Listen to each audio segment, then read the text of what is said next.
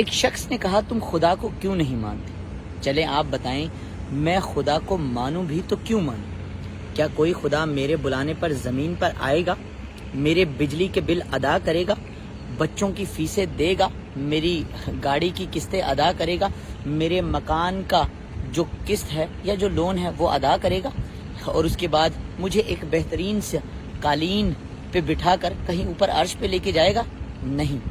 مجھے صبح خود اٹھنا ہے، خود ہی کام کرنا ہے، یہاں تک کہ یہ جو جسم ہے وہ میرے ماں باپ نے مجھے دیا، میرے اعمال خود پر کام کرتے ہیں، اور باقی رہی بات پیٹ کی تو وہ تو مجھے خود ہی کما کر بھرنا ہے، چاہے وہ حلال کی کمائی ہو یا جس بھی طرح کی کمائی ہو۔ اس پیٹ کو کچھ نہ کچھ چاہیے، وہ یہ نہیں پوچھتا یہ پیسہ کس طرح کمایا۔ اور رہی بات موت کی، کچھ نہیں جانتے، ایک پل کا بھی نہیں پتا۔ یہ میں نہیں کہتا،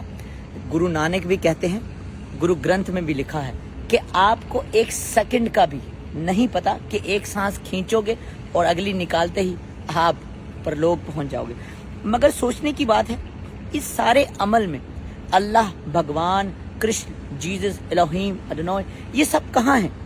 کہیں بھی نہیں۔ اگر راستے میں کچھ ہو جائے تو کوئی فرشتہ آ کر مجھے کچھ مدد نہیں دیتا۔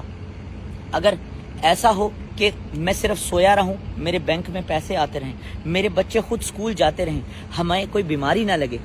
تو پھر تو ہمیں ماننا پڑے گا کہ واقعی کسی خدا کا ہاتھ ہے۔ اور سب سے زیادہ چیٹر ہوتے ہیں ریلیجیس لوگ، یعنی کہ جو دیندار لوگ ہوتے ہیں۔ ان کی کتابوں میں لکھا ہوا ہے کہ یہ جو دنیا ہے یہ امتحان کا گھر ہے،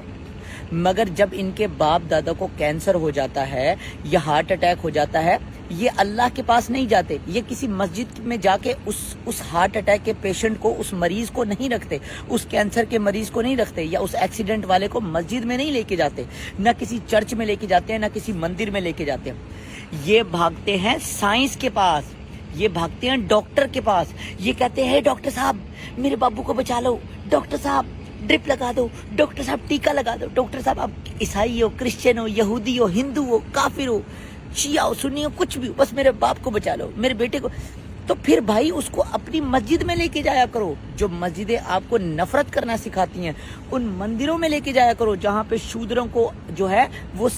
جو بڑے گرنتھ ہیں وہ پڑھنے کی اجازت نہیں ہے،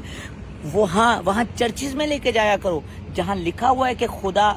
بت سے نفرت کرتا ہے، اور تم نے جو ہے جیزس کی سامنے مورتیاں سجا رکھی ہیں۔ پھر پتہ چلتا ہے کہ واقعی تم خدا سے محبت کرتے ہو، کہ اب تمہارے گھر میں کوئی ڈیلیوری ہونے والی ہو تو مسجد میں ڈیلیوری کراؤ،